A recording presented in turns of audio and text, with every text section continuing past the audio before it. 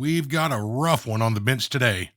So rough, in fact, I actually had to break out the power tools. This may not end well. Let's find out.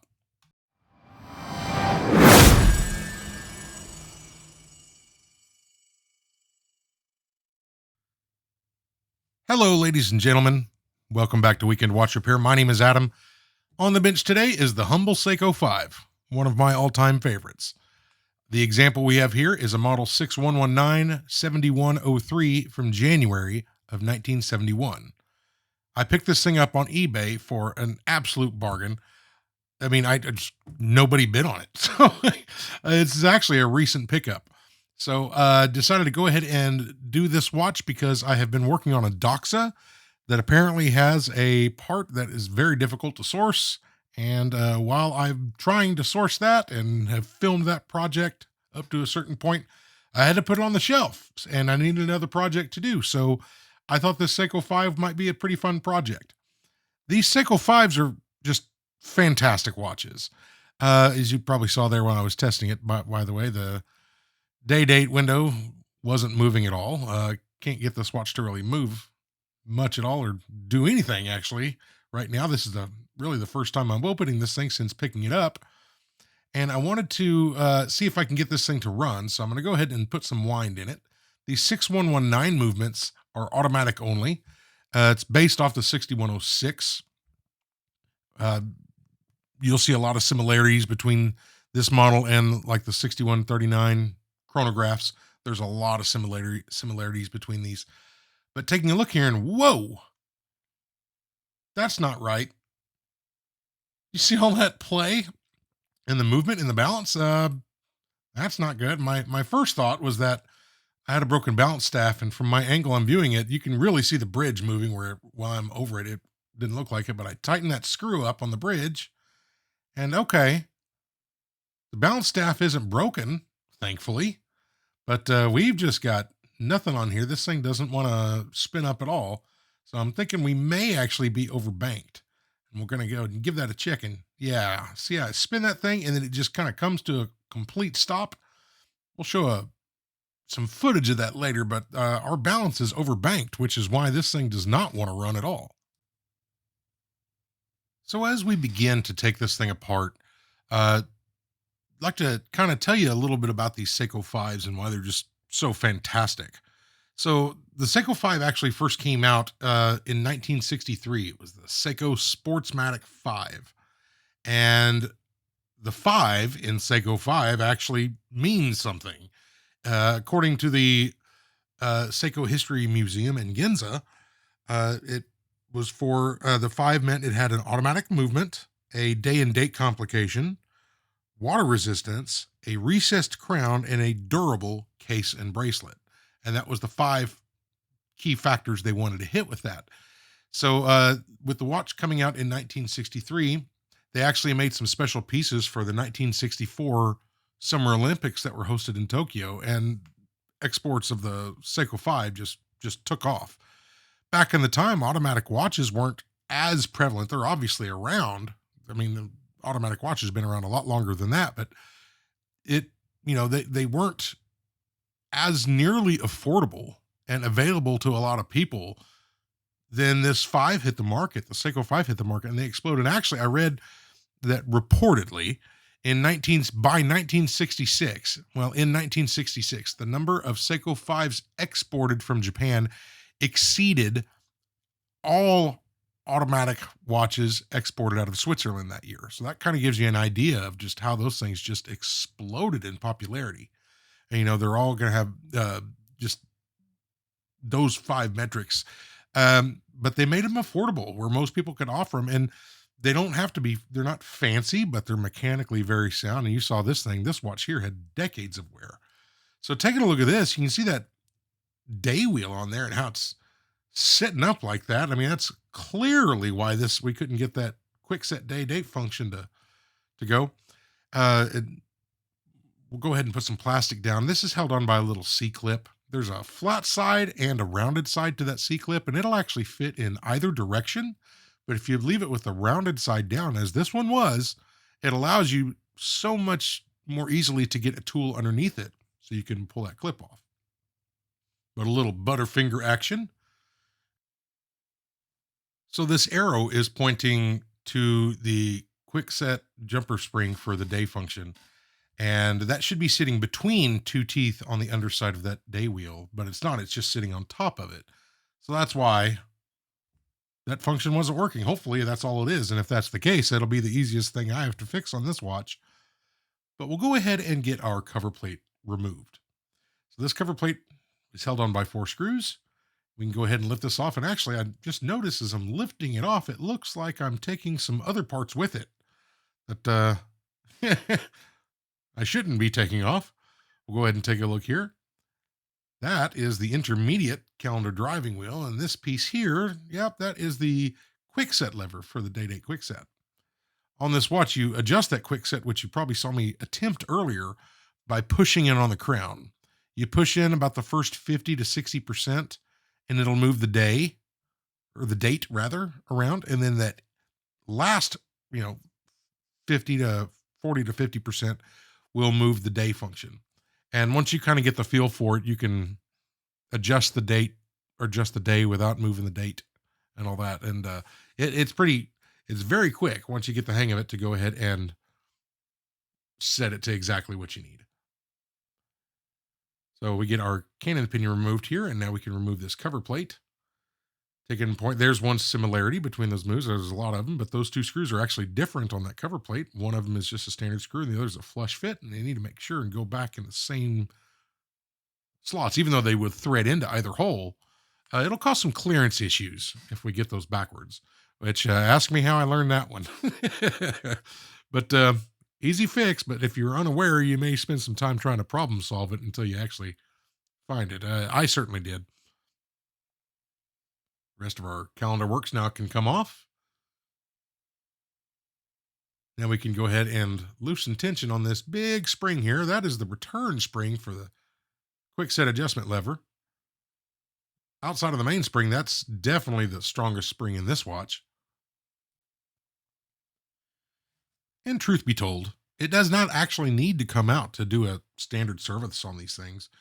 I'm trying, for the sake of, being thorough in my videos, to go ahead and remove it. But if you're doing a standard service, you can just loosen it out of the way and pull the end out of the adjustment lever. That way you can just leave it in the movement, clean it that way, re-lubricate it that way, and then just set the tension back on it when you're done. And it actually works quite fine. But for the sake of the video, I'm trying to be thorough and show each piece coming out. Now our setting lever spring, which is held on by 2 screws, we can go ahead and lift this out of the way and expose the rest of the keyless works, which again, if you've watched many Seiko videos, this should look very familiar. This is the yoke and the yoke spring integrated into one part. And our sliding clutch. And there's no winding pinion on this since this is an automatic only. And now we can pull out our setting lever. And that big thick stud that it's on, that's actually the button on the underside of that, on the other side of the watch, that you push in to remove the stem. So here's our balance. And you can see that impulse jewel moving around on the back side of the watch. And normally that impulse jewel should go between the 2 horns on the pallet fork. And right now it's hitting the outside edge of the pallet fork. And that's actually what overbanking means, is that the pallet fork is not in the correct orientation to accept the incoming impulse jewel. Really, the only way to fix that is just to remount the balance, but it's not a difficult fix. But now we can go ahead and remove our automatic winding system. And this is another iteration of the Seiko Magic Lever system. Interestingly, that has just I'm continually fascinated and impressed by just how efficient that is. Really interesting history on those Magic Levers. Actually, they came out, and I'm going from memory here, so tell me in the comments if I'm wrong, because I'm going to do this from the hip. But I believe those came out in 1959. It was the Seiko Gyro Marvel, if memory serves. Movement number 290. And that was the first time it came out. It was, an attempt, because, again, automatic winding watches have been around for a while, but generally speaking, you would have some sort of reverser gear system or planetary gear system, much more complex, a lot more parts, and thus cost more to make, and significantly would increase the cost of the watch. They boiled it down to the absolute basics and made a design so incredibly simple but efficient. I mean, and in most cases, much more efficient than the standard systems that most other people were using. A lot of movements have copied that. A lot of companies have copied it. I mean, Orient uses it, but Orient is owned by Seiko. There is the what is it? The ST16 or ST96. It uses like a Miyota, which is owned by Citizen, a Miyota wheel train, but a Seiko magic lever system. A lot of other companies do it, and even getting into really real quick, checking in shake and side shake here. You can see on the side shake, there's so much in the barrel. You can see where the arrow on the left, the barrel's actually touching the underside of the bridge plate, and the right, it's not. That's because we have excessive side shake because that bearing's worn out in the barrel bridge. But a lot of companies use that, even going up to like H. Moser, which, I mean, we're talking like supremely expensive, high end, high caliber watchmaking stuff. They came out with a movement. I think it's called the HMC 500. It's in one of the new sports watches. I mean, it's a platinum micro rotor automatic that they make. I mean, phenomenal watches. They're $30,000 plus, and they have a magic lever. I mean, it's a lot more polished. I mean, it's the exact same functionality. So, yeah, there's a reason it's hung around this long. There's a reason they still make it today, and there's the reason other companies are making their own versions of it, because it's that simple and that good. But with that speech over, now we're down to these evil diafix springs. These things, these particular springs on this are going to be on the escape wheel, and the Seiko calls these diafix. And again, these were supposedly developed during World War II as a way to torture watchmakers. That's what I read, and everything on the internet is true, so it must be true. But all joking aside, that's just my technique I like to use. There's probably a more efficient method, but with a little pegwood cut at an angle and all that, I find that to be an easy way of making sure that spring doesn't fly off, albeit a little bit maybe clumsy looking and difficult to film because I'm doing it super zoomed in under a microscope, so it moves around a lot. But that's the way I like to do it. The spring does go back in much easier than it comes out when there's not a jewel in there. But we got that out of the way, and I just removed that jewel now because it's much easier with the bridge mounted in the watch. But now we can go ahead and pull this bridge off. So we got the 3 screws out of the way, and now we can lift this bridge out of place. Nothing too, exceptionally awful about that. Now we can pull out our wheel train, and this actually, it's kind of, you can't really tell from the video, but you can kind of feel it. And it was sticking a little bit in that hole. We'll find out why here in a bit, but 4th wheel came out. That is our 3rd wheel. Taking a look at the pivots on that. Now we can pull out our escape wheel. Sometimes it's easier on those to pull out the bridge for the center wheel first, but this particular movement, the 61 series, you can do that. Out comes our barrel, and we got a bunch of gunk underneath that thing. 1 screw holding down our center wheel bridge, and that screw is very similar to the screws on the pallet fork bridge. On close inspection, you can tell the difference between those because the pallet fork bridge screws will have a polished head, and that one does not. Even though the backside of the swatch is closed entirely, it's not visible, but generally speaking, if it would be visible with the case back removed, Seiko would polish the heads of the screws, which is typical. Higher end watches and all, they'll polish every part, even if it's never seen. Now we have this other evil diafix spring. This is the one on the bottom pivot for the escape wheel. And I'm just keeping this viewed. You can see, how small it actually is and how fiddly it is. I've actually got this video footage sped up a little bit just for a little bit of context, but that little pegwood trick, it's kind of like a 45-degree cut I put on that pegwood. It seems to do the job quite nicely, holding that spring down in place. And here I'll just, unlike before, I leave this footage in here, and you can see me the spring actually goes back in much easier than it comes out. But finding those springs, those things, they'll stick to your skin, your shirt.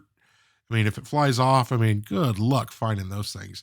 And they're about $8 or $9 a piece. The one place I can find where I can buy those. It's crazy. But now that we got all that disassembled, I'm going to go ahead and pull the balance jewel out too. Now we can disassemble this bridge plate and get our automatic works disassembled. And again, it does not get any simpler than this. And as simple as it may be, it's more effective and more efficient than. I mean, I wish I knew an exact percentage, but I'm going to guess 90% of all automatic works, out there. This little system is just fantastic. You have to appreciate its brilliance and its simplicity. But taking a look at all that gunk on that jewel on that paw lever, there was a ton of it. But we got that disassembled. Now we want to go ahead and remove our mainspring. So this one here just separates quite easily by pushing down on the barrel with the lid on the upside. And, ooh, man, that's pretty awful. You can really see that black Seiko grease is really kicked in there. And as old as this thing is, that grease kind of turns into a grinding paste after a while. But we go ahead and pull our arbor out and turn your eyes so you don't see me do what I just did. But yeah, that grease is just kind of caked onto everything in there. It's going to need a good thorough clean. Here's our mainspring. And later on, I'll do a little bit of history with the mainspring in this watch. You can see it's clearly out of flat. And I wanted to just kind of try my hand at flattening it. And this is not final step, but I mean, I got 90% of it out. There's a little bit on that inner coil I still need to kind of take care of, but I wanted to try and just use this mainspring just to see what kind of numbers I get. And I'll explain in the video later. I'll provide some context because I never claimed to be the smartest person in the room, and I forgot to hit record on a little bit, but I wanted to see what the amplitude would look like between the original mainspring and a replacement. But I forgot to hit record on the replacement footage, so I don't have that. But taking a look at this main plate here and just kind of the status of it. Ooh, we got something here. Let me focus the camera a little bit. There we go. That jewel's a lot deeper, so my focus kind of got out of whack, but it looks like we got a little piece of something on there. That's what that bottom barrel arbor port looks like in the bridge. So we need to do some pre-cleaning on this stuff. So what I've done here is I just used a piece of sharpened pegwood. And the first thing I'm going to do is just kind of go through all these jewels and peg them out and try to get up all that dried up grease and everything broken up. I'm not completely removing it. We'll do the same thing here. This is honestly quite satisfying to watch. But, and just break up all this loose grease that's in there and clean it up. And then the rest of the pre-cleaning process, we'll take care of all that stuff that we broke up. But just doing both sides of the main plate and then almost every part in the watch, but it would be way too much to just put in a video. But that same process is done with a lot of different parts. Now we have a jar of naphtha.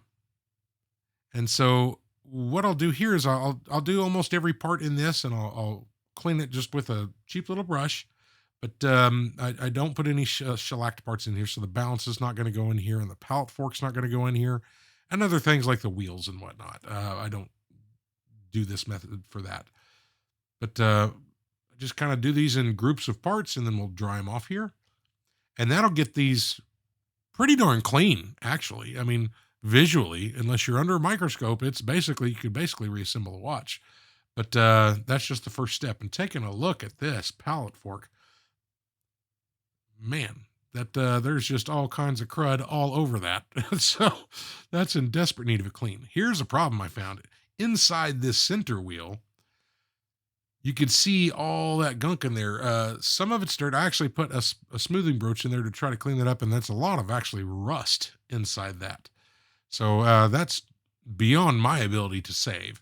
So we're going to go ahead and source a replacement wheel, but also on this wheel, it's actually out of flat, which is a common problem we're going to find here. Here's the replacement wheel, and you can see in there, much nicer inside that wheel. And if I could keep it held down to there we go. Once it's flat, you can kind of tell. And now I'm just double checking in shake on that with the bridge assembled, just making sure I like that wheel. Another issue I found is that this escape wheel, this is a truing caliper, a lyre style truing caliper. And you can kind of tell just by that using that bar as a reference, there's a little bit of wobble in that thing, and that thing's out of flat. On a good escape wheel, you can see here that thing is just spinning true as can be. So it would still run with that out of flat, but it likely to cause problems. And I'm just going to check the rest of the wheel train. This particular touring cal, I've never shown this tool on the channel before, but there's little jewels inside those posts that way it rests on the shoulders of the pivots, so it can support those things. So balance wheels, escape wheels, and I can test every wheel on this watch except for the center wheel on this thing. But there's a couple different types of touring calipers, and I've got two different kinds, and that one there is just absolutely worth the cost of the tool. Just fantastic tool.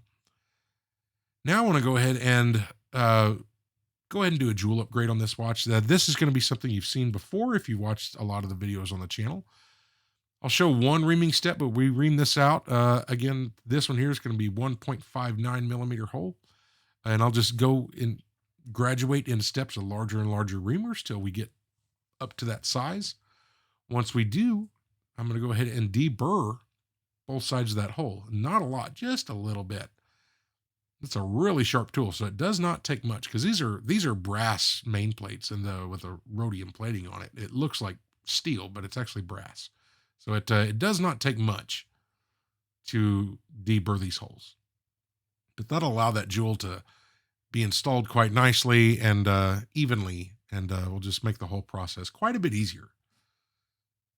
So now we can go ahead and get this jewel, and this jewel has an outside diameter of 1.60 millimeters. So it's held on by tension. It's held in by tension. So as we press that in, that 0.01 millimeter difference is actually all that holds that jewel into place, but it does it perfectly well. So we're going to go ahead and push this in using a pusher that's larger than the outside diameter of that jewel. So as we push it down, when that pusher touches the main plate, that jewel should be flush, or an approximate, very, very close to flush with that main plate. And that's kind of where I want to start. Doing the jewel upgrade for the bridge, that bearing just pushes out simply. The main plate had no bearing. It was just a hole. Those have a stainless steel bushing or bearing. We're going to go ahead and install this one from the back side. And thankfully, this jewel here is the same size. So it's a 0.01 millimeter tension on there, but we don't have to ream out this. But we're going to go ahead and use this tool, a little different view of the tool.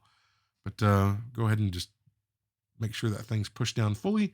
And I'm making sure that this jewel is flush with the underside of that bridge plate. Here, I'm just kind of double checking it just to make sure. And that looks pretty darn flush. And that's usually a pretty good starting point before we adjust up or down. But just checking this thing with the bridge plate installed, it spins freely. And I'm just kind of taking a look at end shake here. That actually looks quite nice. I'm pleased with that. I'm going to go ahead and throw up some arrows here. And as you can see, compared to the view before, now our gap between the top of the barrel and the underside of the main plate is actually even all the way across. But here we have all the parts completely stripped down and ready to clean. My photography skills are not that great. But there we go. Now we can get this thing loaded into our baskets. And one thing I'd like to ask, why you see me kind of putting this in, you saw that end shake test on the barrel and the center wheel and all that. I'd love to get some feedback from you if you'd leave a comment. I'm for the most part self-taught. I've done a couple courses, but I've never had professional instruction.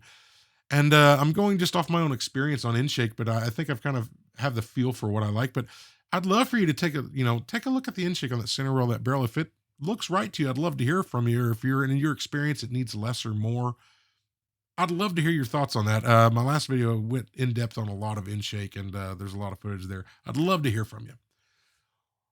While we have some new cleaning footage here, I'd like to go ahead and just take this opportunity to say thank you to the patrons of this channel. Your support means an awful lot. It does. I say it in every video, and I sincerely mean it. Our newest members, I'd like to say thank you very much to Dave, John, and John. The channel really doesn't work without you. It just means an awful lot to me. So thank you so much for your support. If you're interested, there's a link on your screen. You can check it out over there. I upload ad-free content, and I really appreciate it. Thank you so much.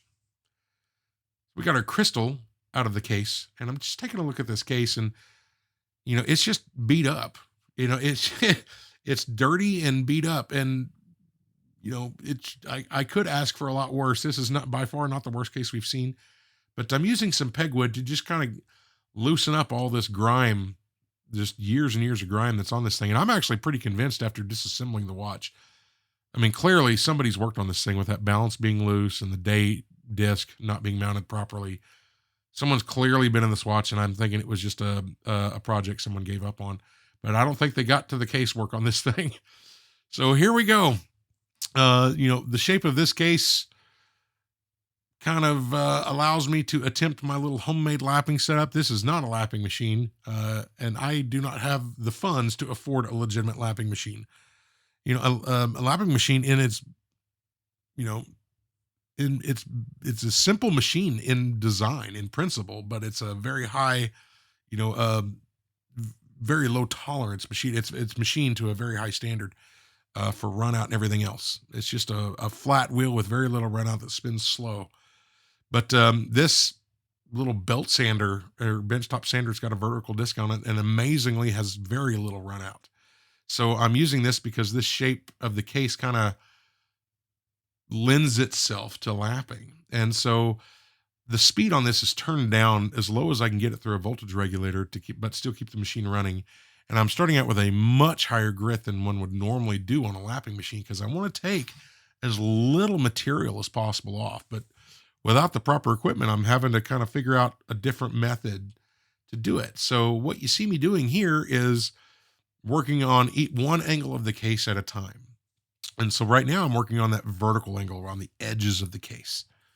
And I'm trying to just remove the biggest scratches that I can, but keep the profile of the case. Because if I really dig into this thing, even starting off at 1,000 grit, it will take a lot of material off. So I'm not actually putting a lot of pressure against the sanding disc, but I'm just holding it down firm enough where it's not vibrating away. But you can see the results of this is 1,000 grit compared to where it was before. And I haven't even finished it yet. If you look closely, there's still a couple little nicks in there where they had super deep scratches that I haven't gotten out, but gotten out most of it. When the light hits it there, you can kind of see them. So I'll play with it a bit more, and then I'll go ahead and start with a fresh sanding disc here and do this second angle. And I won't keep as much footage here. That footage you saw before, that first angle, was actually the entire process, sped up, obviously, but it doesn't take much. But here that angle follows the curvature of the case all the way around. So again, not every case is, makes a good candidate to be lapped. Some of the angles of the curves and whatnot, but this thing here was a great candidate. But once I get that done, and then on the top face of it, I did that part by hand. And so now what I'm using is a hard felt wheel with some gray Dialux, which is a cutting compound, not polishing. And that'll remove most of the fine scratches that I can. And now I'm on a soft wheel with some green Dialux. And this is the final polish. And this just takes 2 or 3 minutes. The actual polish is just a couple minutes. It was about 20 minutes with the cutting compound. Almost those people would call it polishing, but it's actually cutting compound. So I think we've kept the integrity of the case lines intact. I think I still, at this point when I filmed this, I did a little bit more polishing. I could make it a little bit better. We put some brushing on the very top of it, but all in all, I think that's pretty darn good, especially for using a belt sander in place of, a lapping machine. There were some very significant scratches on the case back as well, but we got most of that stuff out and just rebrushed that as well, just to make it look nice. This is a Seiko 5. This is not a Patek Philippe Calatrava or some grand complication watch. This thing's going to get worn and beat up and used. And I want this thing to have a few more decades of life in it before it's got to be messed with again on the case side. So I think we got it to that point. So now we're going to go ahead and put in our jewels. You saw the Evil Diafix spring go in. And if you saw that, I see it in the video, like that tool I used, that plastic tool, that was a brand new tip on that. And you would think the edges on that would be a lot sharper. There was a lot of slag on the end of that, peak tip. Later on, I took an X-Acto knife and actually cleaned all that up. I was a little bit disappointed. I noticed that when I was under the microscope doing it. I'm like, this thing's brand new and it looks like it's been beat up. But here we go. These jewels here have not been oiled, these die-fix jewels. And if they had, I would have totally screwed this up. But I'm putting these in dry. So thankfully, I can not drop it into the absolute correct spot, because since there's no lubrication, there's nothing to disturb at this point. But using the same process to get this back in, trying to push that spring and get that bottom side in. Here we go. Kind of hard to tell, but that one went in. Now here's the jewel for the underside of the balance. So those got lubricated with an automatic oiler. You could probably see that oil ring in the center of that. And now I'm just putting that spring back into place. Nothing super complicated really about this process. I'm sure you've seen it several times if this is not your first video on the channel. But taking a look at this hairspring, and it's something I noticed earlier, but I wanted to take a look at it after cleaning. From this view, it looks like that left side's just a tad low. And then from the other side, yeah, it looks like now on the right side, it's low. You can look at that spring is not perfectly parallel to the rest of the balance. And so what you'll see me using, aside from a screwdriver that severely needs to be dressed, shame on you, Adam, but I'm going to loosen the hairspring stud screw, and we're going to adjust the height of this stud, because I think this will solve our alignment issues. And so tiny little adjustments back and forth. I'll kind of show you right here at the very end, and I'm just kind of playing with it. There we go. Like you can see just the tiniest amount of movement, how much that spring moves. And right there, that looks pretty darn good to me. So we're going to go ahead and tighten this up. And you have to kind of be careful, because sometimes when you tighten the screw, that stud moves slightly and it can actually throw it off. And so I didn't have that issue with this one, but sometimes it looks great until you tighten the screw and then it's off a little bit and you kind of got to mess with it again. But eventually it gets there. And now that spring is significantly more level across than it was before. So I'm pretty happy with that. Here's the view from the other side, where previously it was the right side that was low and the whole thing looked tilted. But to my eye, that looks a lot straighter, and it wasn't off by much before, but I'm liking the look of this quite a bit. So we just kind of give this thing a puff, just make sure that balance is spinning freely. You know, it spins for about 45 seconds. Won't show you the whole thing, but that's looking quite nice. And now I'm going to go ahead and lubricate these two escape wheel jewels. I dialed down the amount of lubrication I dropped because I just want a little bit on these things. But the main plate, and there is the underside of the train wheel bridge. So we'll throw some 9010 in there, and now we can get our barrel put together. So I'm using some Seiko S4 grease to lubricate the sidewalls of the barrel. And once I've got dabs around it, I'm just kind of flattening them out. That way they're just not blobs.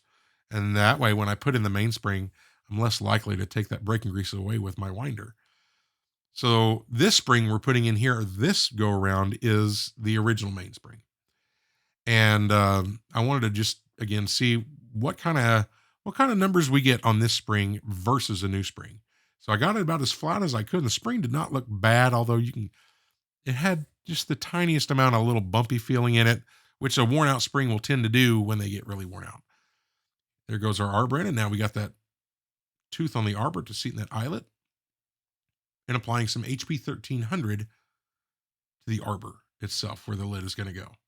And we already applied some on the underside where the bottom of the arbor sits in the barrel.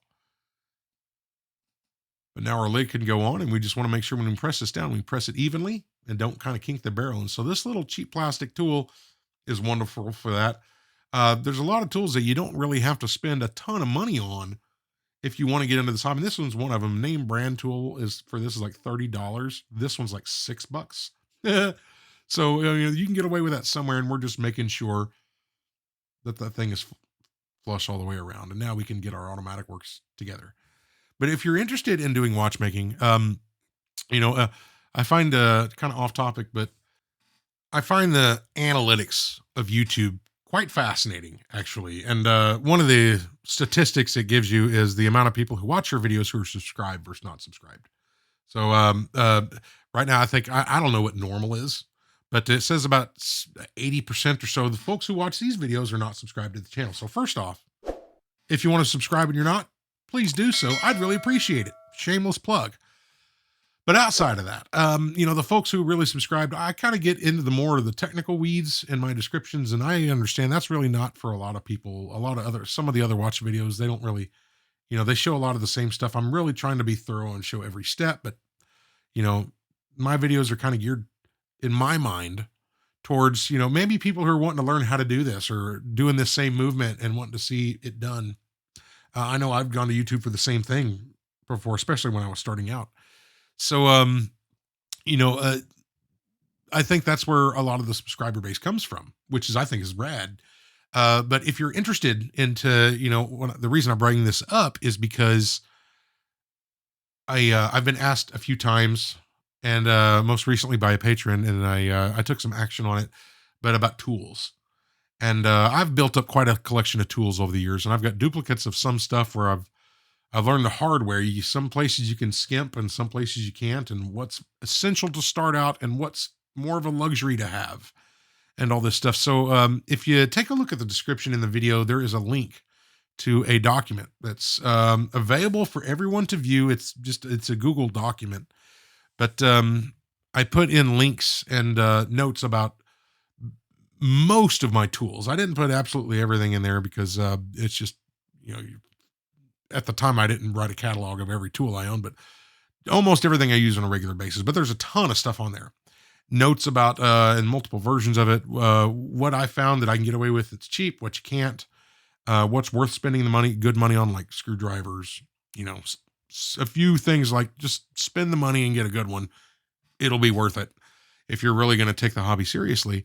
But there's some of the links in there. There's links to almost everything. Like 99.9% of everything has a link. Some of them are affiliate links if it's on Amazon. I just kind of started doing that.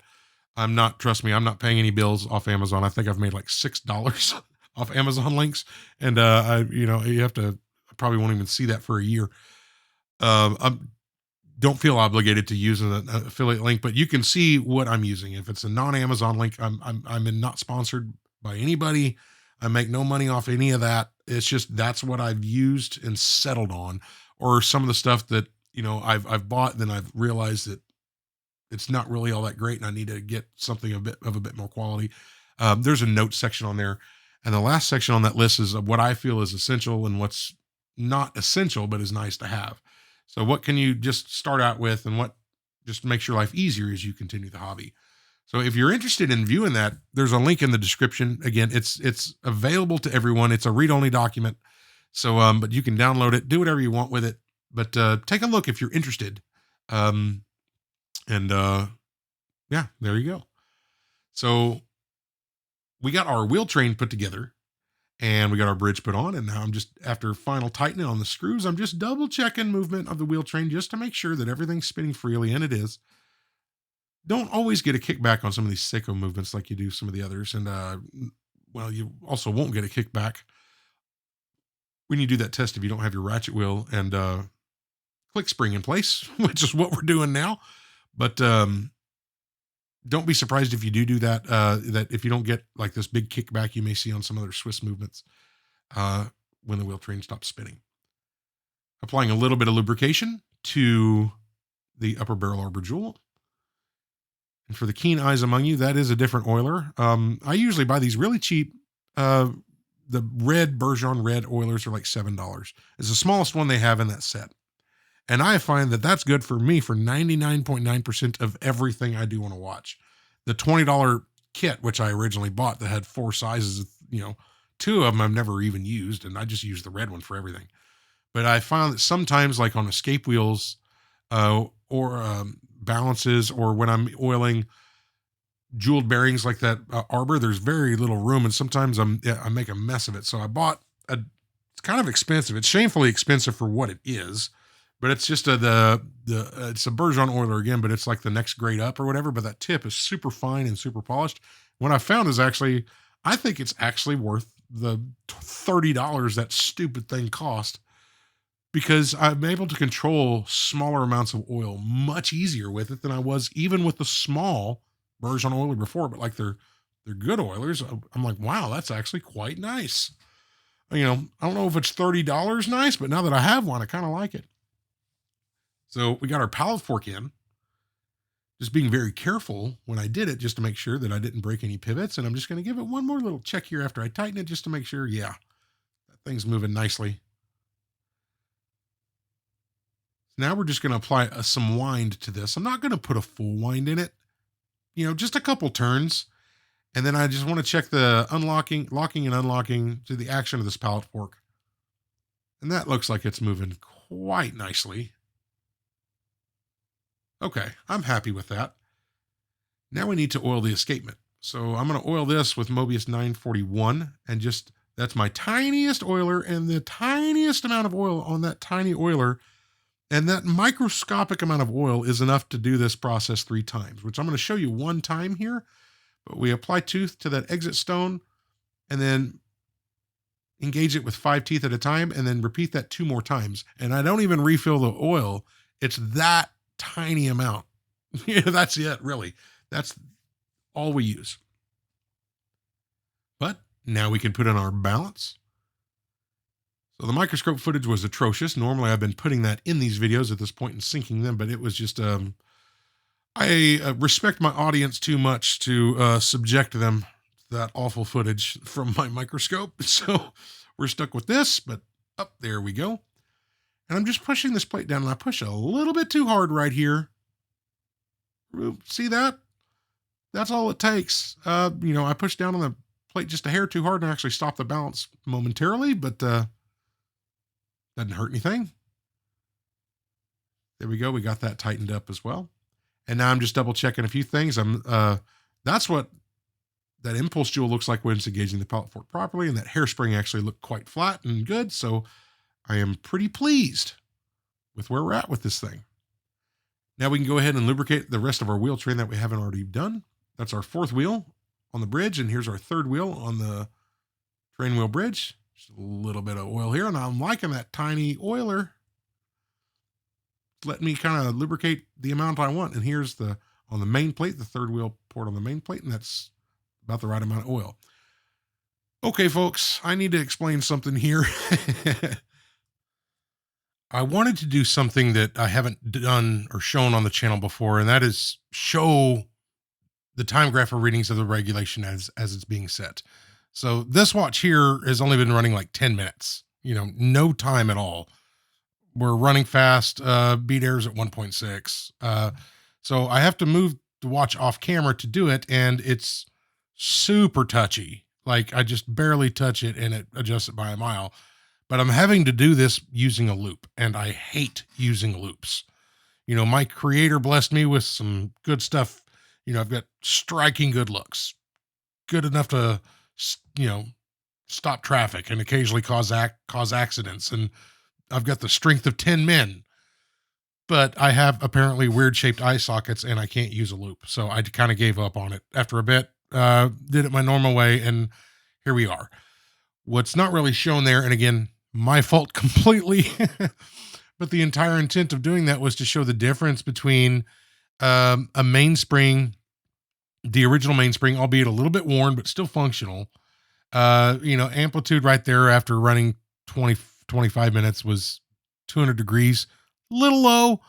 It'd probably likely get up to about 220 or so, which on this movement, perfectly, I mean, well within factory tolerances, will keep time just fine. But the new mainspring, which I did install, and as I'm putting the rest of this watch together, this is after the fact. I took the watch back apart, recleaned the parts, and installed a new mainspring, reassembled the back side of the movement with new lubrication again, exact same way I did it before. Nothing changed. And I was getting about 215 on the time grapher on the initial readings, which would put it up at about 225, 230-ish amplitude range, which is fantastic, you know, after it gets settled in.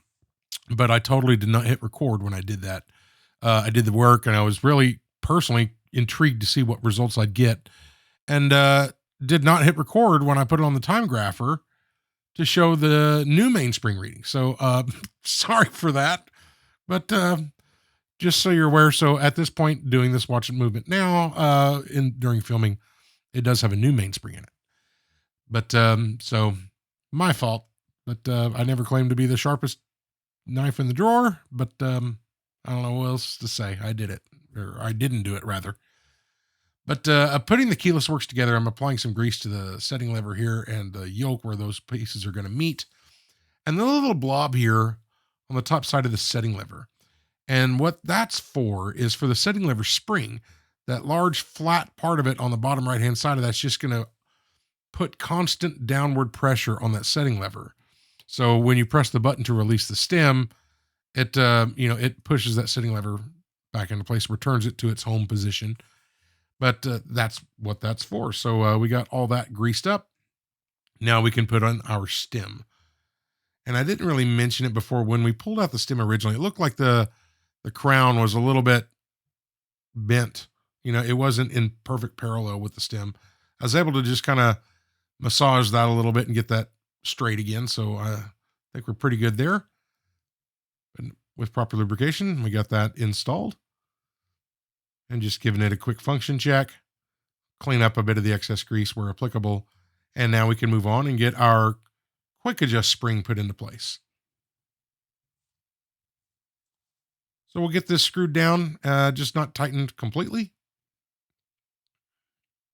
Just in there a little bit. And I'm applying some grease here to a few spots where that is going to interact with the quick set lever itself. So just applying some of that blue heavier grease, because this spring is under constant tension and quite a lot of it. There we go. And now I can just use a little tool here to set the spring into place. We pull that lever back and there we go.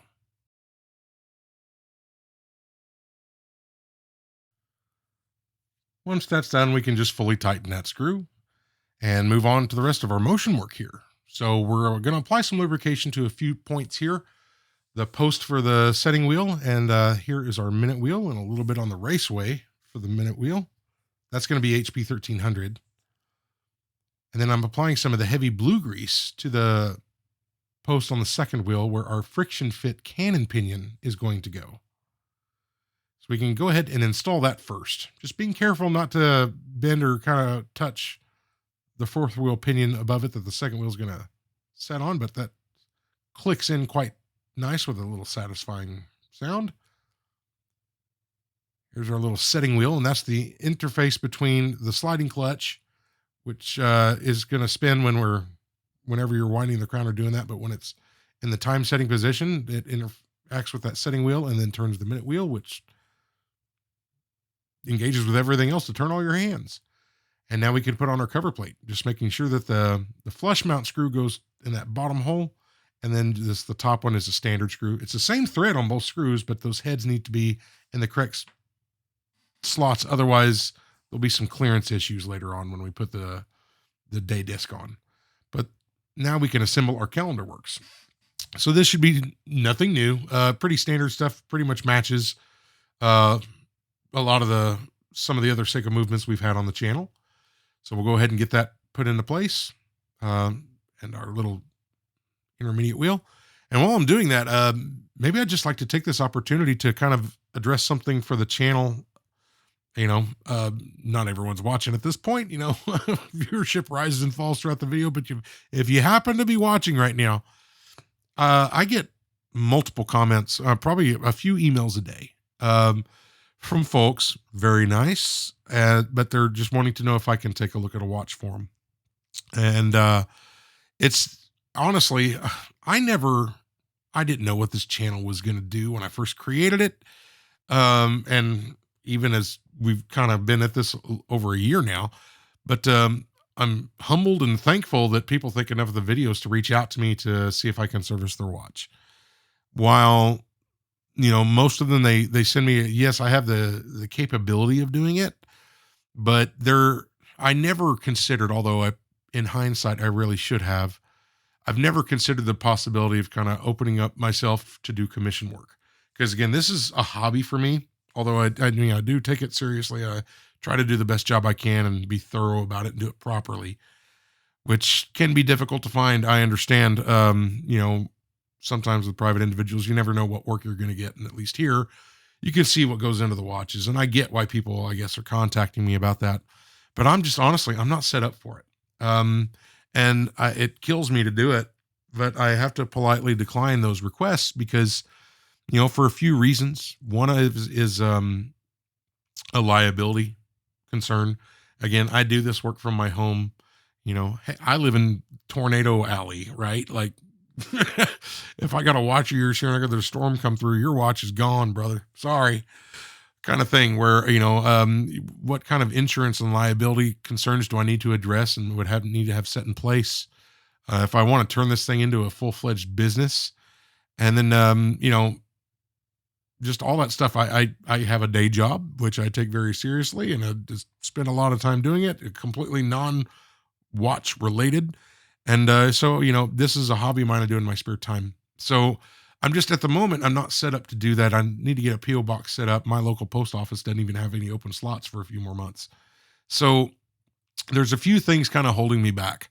And so while I kind of tell this to each person who ends up contacting me about working on their watches, I felt it appropriate to kind of say it on the channel to see, what, that may change one of these days. And I mean, some of these watches people offer, a lot of Seikos. If I'm known for anything, it's probably working on a bunch of Seikos, and I'm real comfortable with those. I've had people wanting to send me Rolexes and all that.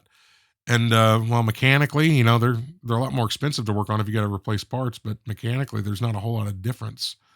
There's nuances, but it's still the same basic concept and the same principles apply, and how to clean it and how to properly service it following manufacturer specs and all that stuff. But I'm just not there right now. So I hope you understand. At some point, if I do kind of open it up outside of the small friends and family network, that when it's not a watch I own, it usually belongs to someone I know personally. There is one exception to that, and a watch that Omega's been on the channel. And I detailed my reasons for kind of accepting that project after I turned it down a few times, just trying to be polite. But if that does change, I'll send out a post, or I'll figure out some way of doing that where I can, manage incoming requests and track, service requests and all that stuff. But please understand that this is a hobby and not my profession. So sometimes I may not be able to work on a watch for a week. And if you send me something, I would want them addressing that work that you're paying for. And I'm just not able to do that right now. So that's why. So with that said, we got the rest of the front sight on. If you have any questions about what I did there, leave me a comment. But we're setting the hands now. We ran the calendar over to where the date rolled over just at midnight, and we're placing our hands at midnight. There we go. Just making sure that minute hand is on. And now we can just use a tiny amount of pressure here, and we can get our seconds hand put into place. Beautiful. And I really like that silver dial. So we did invest. I got a brand new tension ring crystal. That's a Sternkraut's crystal, not an original Seiko. Original Seiko crystal was nearly $40, and the Sternkrauts was, I think, $12. It's a perfect fit. So, what would you do? I decided upon the same thing. So these just have to be pressed into place, and that's where I'm really liking this new press. Although I probably do need to find a solution to mount that thing to like a baseboard or something to keep it from wiggling around. And really, just for using it doesn't need to be mounted to anything, but for the purposes of filming and keeping it steady, I'm sure it would help. But now we can go ahead and case this watch up. And I gotta tell you, I'm really liking the look of this watch. It's just a pretty watch. We can go ahead and get our crown and stem put back in. As you can see, we got a fresh gasket on there, and I've applied some silicone grease to it. Now I just need to kind of fiddle with this thing, make sure it's aligned properly, and press it in. And I'm trying not to just go full force because it's recessed, but once I kind of feel it's in the right spot, there we go. It snaps into place quite nicely. And our movement ring has got a tension ring on it, which I took off for cleaning. I've reinstalled it off camera, but it's pretty simple. But with that tension ring on there, it applies pressure between the case back when it's screwed into that movement ring, and you don't really need case clamps or screws when you run those. But with that in place, now all we have left to do is install our automatic works. So what I'm going to do here is lubricate that bottom pivot for our transmission wheel, because once we install it, we can't get to it. But now we can go ahead and put this bridge into place. So it kind of fell down into place quite nicely. But what I want to do here is make sure that the ratchet wheel and the transmission wheel are engaging properly. And so I'm just kind of holding it down and spinning the ratchet wheel, and yeah, that everything kind of turned there. So we know we're good. This is held on by 3 screws. So we just get those tightened up. And now we just need to lubricate the rest of this. So the top side of that transmission wheel is going to get some HP 1300. And I'm just putting a little bit of light lubrication on about half of the ball bearings for this, oscillating weight bearing. And now we can just give it a test. And I'm rotating that bearing in both directions and just wanting to make sure that regardless of which way I turn that transmission wheel is going to turn counterclockwise. And that looked really good. So now our weight can go on. So we just get that lined up properly with the bearing and tighten that down and just kind of hold that weight in place so we can apply a little bit of tension on that screw. It looks like a ton of tension in the video, but it's actually not. It's just snug. And now I'm rotating it a few times, checking the transmission wheel again. But what I'm wanting to make sure is that oscillating weight is not touching the bridges or the movement ring or anything else in there. And it's just completely free of obstruction. So that felt great. Now we're down to the case back. So I've already lubricated this flat gasket with silicone grease, but I'm just kind of working it around. And what I'm really trying to make sure of when I'm doing these flat gaskets is to make sure I don't have that gasket kind of rolled up on one side. It's perfectly flat all the way around, because if it kind of rolls up on its side or something when you install it, you have a chance of kind of compromising the integrity of the gasket. Now I'm just trying to get this stupid thing to thread on. So there we go. A little trick here. Once you get it threaded, if you can't really spin it with your fingers or something, you can use a piece of Rodico on the case back, and it grabs it quite nicely and allows you to kind of snug it. Just like that. Now we can put it on our little tightener with the plastic and just protect it. Now we can tighten it down properly. That's great. So 18 millimeter lugs. I'm just going to put some little XL length straps on this thing. But ladies and gentlemen, that's the finished watch. And a Seiko 5 is just fantastic. It doesn't have to be a Rolex or an Audemars Piguet or a Patek Philippe or a Langenzoon to be held in high regard. These watches are just fantastic. They're inexpensive.